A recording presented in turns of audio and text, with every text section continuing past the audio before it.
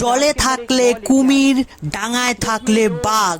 এখন পাকিস্তানের সাথে এটাই হচ্ছে। কি হয়েছে পাকিস্তানের সাথে?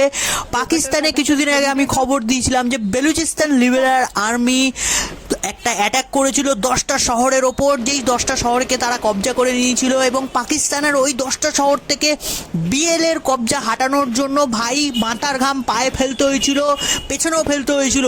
সেখানে আজকে খবর বেরিয়ে এসছে পাকিস্তানের ক্যাপিটালে, ভিডিওগুলো তোমরা দেখতে পাচ্ছ, পাকিস্তানের ক্যাপিটালে ইসলামাবাদে হিউজ বম ব্লাস্ট হয়েছে। আচ্ছা, এটা কোথায় হয়েছে? এটা হয়েছে একটা শিয়া মসজিদে। তোমরা স্ক্রিনে ভিডিওগুলো দেখতে পাচ্ছ, যেখানে হসপিটাল থেকে শুরু করে বিভিন্ন জায়গায় ভাই কেওয়াসের মহল। পুরো ইসলামাবাদকে একটা এমার্জেন্সি ডিক্লেয়ার করে দেওয়া হয়েছে। ওখান থেকে কোনো প্লেন যেতে পারছে না, কেউ ঘরের বাইরে বেরোতে পারছে না, কারণ ব্লাস্টের তীব্রতা এতটাই ছিল। স্ক্রিনে ভিডিওটা দেখতে পাচ্ছ, চারিদিকে একটা কেওয়াসের মহল।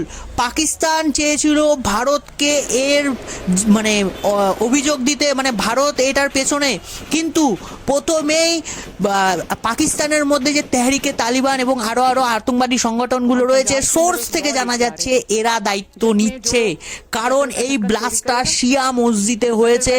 এই কারণে বলা হচ্ছে পাকিস্তান আর্মি মানে আইএসআই এই ব্লাস্টের সাথে যুক্ত ছিল। ইচ্ছা করে আইএসআই ওখানকার যারা মাইনরিটি কমিউনিটি রয়েছে তাদেরকে শেষ করে দেওয়ার জন্য এটা করছে।